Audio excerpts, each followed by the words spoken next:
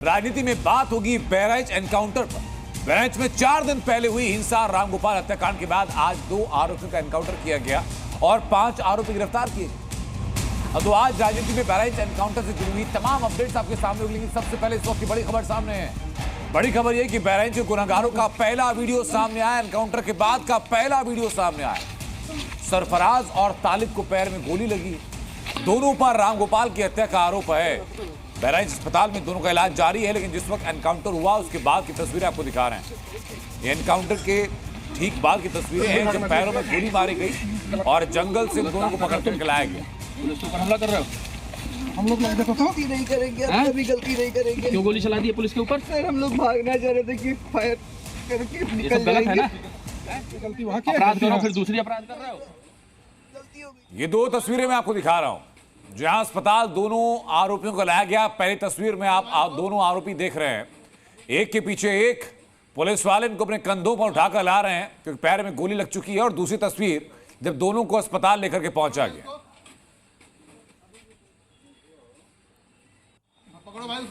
और हमारे 2 सहयोगी प्रीति और तुषार हमारे साथ जुड़ चुके हैं। तुषार लखनऊ में और प्रीति बहराइच में है। प्रीति, एनकाउंटर की तस्वीरें सामने हैं, इस वक्त बहराइच में क्या देख रही हैं आप? बिल्कुल, जिस तरीके से इनकाउंटर की तस्वीरें सामने आई और जब ये पता चला कि इनकाउंटर 2 जो मुख्य आरोपियों का इनकाउंटर कर दिया गया है, तो इस समय मैं जो हूँ वो रामगोपाल मिश्रा के घर के बाहर मौजूद हूँ। और यहाँ पे ये वो गांव वाले हैं जो इस इनकाउंटर से काफ़ी ज़्यादा खुश हैं। हालांकि ये कह रहे हैं कि अभी इंसाफ जो है अभी अधूरा है, अभी पूरा इंसाफ इनको चाहिए। और ये लोग जो है इनकाउंटर के बाद काफ़ी ज़्यादा खुश हैं। इन्हीं लोगों से बात कर लेते हैं। ये बताइए, क्या कहेंगे आप इस पूरे इनकाउंटर पे जो 2 मुख्य आरोपी थे उनको इनकाउंटर हुआ है, गोली लगी है पैर में? देखिए, ये बहुत ज़रूरी था क्योंकि ये कि भारत में एक ट्रेंड सा बन गया है कि हिंदू की कोई भी शोभा यात्रा निकलती है, मूर्ति विसर्जन के लिए यात्रा निकलती है तो पत्थरबाजी होती है। बहुत बड़ा ट्रेंड बन चुका है। और यहाँ से 10 किलोमीटर का खैरा बाजार है, वहाँ पर भी विगत कई वर्षों में लगातार पत्थरबाजी हुई है, मूर्तियाँ तोड़ी गई। लाइसेंसी वेपन उसको जब रिकवर करने पुलिस ले जा रही थी अभियुक्तों के साथ, तो वहाँ लोगों ने अभियुक्तों में उसमें से 2 अभियुक्तों ने भागने का प्रयास किया और उस दौरान उन्हें पुलिस ने उनको पकड़ने की कोशिश की और उसमें गोलीबारी हुई, जिसमें से 2 अभियुक्त जिनका नाम क्रमशः मोहम्मद सरफराज और मोहम्मद सलीम है, ये घायल हुए हैं। तथा अन्य जो 3 व्यक्ति गिरफ्तार हुए हैं उनका नाम अब्दुल हमीद है, फहीम है और अब्दुल अफजाल है। कुल 5 लोग गिरफ्तार हुए हैं, जिसमें से 2 व्यक्ति घायल हैं। अभी ये प्रारंभिक सूचना प्राप्त हुई है। इस संबंध में विस्तृत बाइट एसपी बहराइच के द्वारा जल्द ही जारी किया जाएगा। वर्तमान में स्थिति नियंत्रण में है और हमारी फोर्स पूरे जिले में जो सेक्टर स्कीम लगाई गई थी उसके तहत कार्रवाई कर रही है। और पहले दिन जो हिंसा हुई थी उसके बाद से किसी तरह की हिंसा नहीं होने दी गई है और सख्ती बरती जा रही है। और किसी भी तरह के असामाजिक तत्वों के द्वारा जो माहौल गड़बड़ करने की कोशिश अगर होती है तो हम बहुत सख्ती से निपटेंगे। सर, इसमें एक ये बात आ रही थी कि शायद ये कहीं भागने की फिराक में थे, जिसकी वजह से पुलिस के साथ में इनका क्लैश हुआ, ऐसा भी कुछ था? कुछ ये क्या भागने की फिराक में थे बाहर ये आरोपी? हाँ, ये इंडो नेपाल बॉर्डर पे मुझे जो बताया गया है कि इंडो नेपाल बॉर्डर के पास इन्होंने जो हत्या में प्रयुक्त वेपन था उसको छिपा रखा था। जब उसकी रिकवरी में के लिए ये भागने के प्रयास में थे, उस दौरान ही ये गोलीबारी हुई है, जिसमें 2 लोग घायल हुए हैं। और पुलिस की तरफ से भी सर कोई घायल हुआ या पुलिस ने अपने बचाव में पुलिस को? अभी ये प्रारंभिक सूचना है और जैसा मैंने बताया एसपी बहराइच के द्वारा इसके बारे में डिटेल्ड प्रेस को ब्रीफिंग तत्काल की जाएगी। Thank you sir. तो यूपी डीजीपी प्रशांत कुमार को आप सुन रहे थे, जो साफ बता रहे हैं कि किन किन हालातों में एनकाउंटर किया गया। ये आरोपी भागने की फिराक में थे और उसी दौरान इनको गोली मार करके वहां रोका गया और इनको काबू में किया गया। उसके अलावा डीजीपी प्रशांत कुमार साफ कह रहे हैं कि किसी भी तरीके की हिंसा बहराइच और आसपास के इलाकों में नहीं होने दी गई, इसीलिए वहां पर पुख्ता इंतजाम किए गए थे सुरक्षा को लेकर भी, और पुलिस डिप्लॉयमेंट वहां पर बड़ी तादाद में किया गया। बहराइच एनकाउंटर पर यूपी डीजीपी प्रशांत कुमार को आप सुन रहे थे, जो बता रहे थे कि कैसे कैसे बहराइच में प्लान ऑफ एक्शन रहा है उत्तर प्रदेश पुलिस का। कैसे बहराइच में हो रही हिंसा को काबू में किया गया, कैसे वहां मौजूद असामाजिक तत्वों पर काबू पाया गया, कैसे सुरक्षा की दृष्टि से बेहतर काम किया गया और फौरन पूरे नेटवर्क का इस्तेमाल करते हुए इन आरोपियों को ट्रैक डाउन किया गया। जो आरोपी नेपाल भागने की फिराक में थे और नेपाल सीमा से पहले ही उनका एनकाउंटर करके उनको वापस ले आया गया। उस वक्त दोनों आरोपियों को अस्पताल में भर्ती कराया गया। ये दोनों के पैरों में गोली लगी है। ये दोनों एक्सक्लूसिव तस्वीरें आपको दिखा रहे हैं। पहली तस्वीर जिस वक्त आरोपियों का एनकाउंटर किया गया और दूसरी तस्वीर आपको बता रहे हैं कि यूपी में बहराइच के एनकाउंटर पर यूपी डीजीपी प्रशांत कुमार ने जब बातचीत की तो क्या वो कह रहे थे। डीजीपी प्रशांत कुमार ने जी न्यूज से कहा कि नेपाल सीमा से आरोपियों को पकड़ा गया। एक बार जरा फिर सुनिए क्या कह रहे हैं इस एनकाउंटर पर यूपी डीजीपी प्रशांत कुमार। प्रशांत सर, ये बहराइच में जो घटना हुई थी मूर्ति विसर्जन के बाद, इस समय उसमें क्या हुआ, घटना में क्या इसमें है जानकारी? वो मूर्ति विसर्जन के दौरान जो मारपीट हुई थी उसमें एक व्यक्ति की मृत्यु हुई थी, जिसको लेके बाद में इस संबंध में एफआईआर भी दर्ज की गई थी। और आज जो है उस जो अभियुक्त गिरफ्तार किए गए थे 5 लोग, और जब वेपन रिकवरी जो घटना में प्रयुक्त वेपन था, लाइसेंसी वेपन, उसको जब रिकवर करने पुलिस ले जा रही थी अभियुक्तों के साथ, तो वहाँ लोगों ने अभियुक्तों में उसमें से 2 अभियुक्तों ने भागने का प्रयास किया और उस दौरान उन्हें पुलिस ने उनको पकड़ने की कोशिश की और उसमें गोलीबारी हुई, जिसमें से 2 अभियुक्त जिनका नाम क्रमशः मोहम्मद स्वराज और मोहम्मद तलीम है, ये घायल हुए हैं, तथा अन्य जो 3 व्यक्ति गिरफ्तार हुए हैं उनका नाम अब्दुल हमीद है, फहीम है और अब्दुल अफजाल है। कुल 5 लोग गिरफ्तार हुए हैं, जिसमें से 2 व्यक्ति घायल हैं।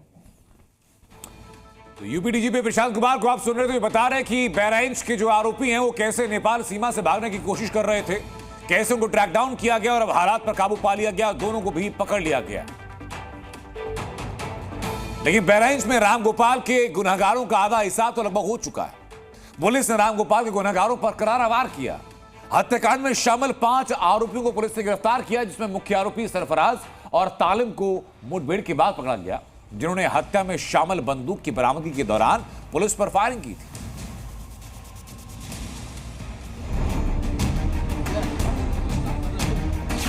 बहराइच के दंगाइयों का हिसाब बराबर।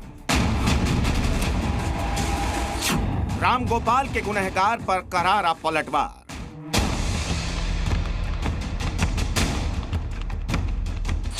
योगी फोर्स ने दिखा दिया यूपी में दंगा नहीं चलेगा।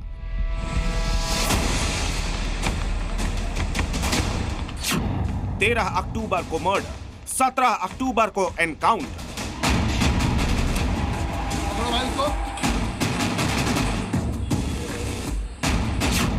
पुलिस ने मांगा इंसाफ, सीएम योगी ने किया हिसाब। गलती हो गई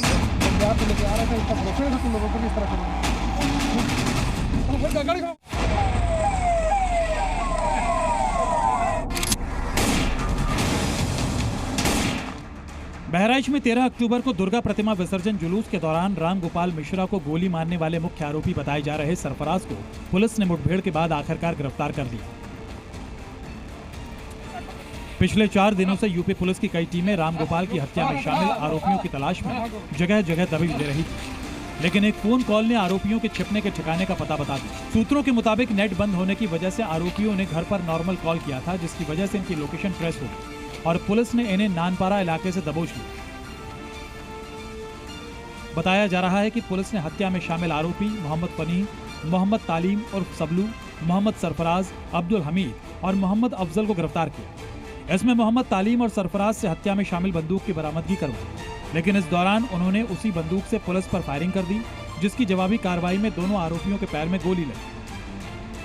मोहम्मद सरफराज उर्फ रिंकू और मोहम्मद तालिम उर्फ सबलू, इनकी निशानदेही पे जब पुलिस की टीम नानपारा क्षेत्र में मर्डर वेपन की रिकवरी के लिए गई तो वहां पे इन्होंने मर्डर वेपन को लोडेड हालत में रखा हुआ था, जिसको लेकर पुलिस पर फायर किया गया। पुलिस ने अपनी आत्मरक्षा में जवाबी फायरिंग की, जिसमें इन दोनों को गोली लगी है। ये घायल हुए हैं, इनको उपचार के लिए पहुंचा दिया गया है और जो अन्य 3 अभियुक्त हैं उनको भी हमने हिरासत में ले लिया गया है। आज 5 को औपचारिक रूप से गिरफ्तार किया गया है। सभी के खिलाफ ठोस कार्रवाई की जाएगी।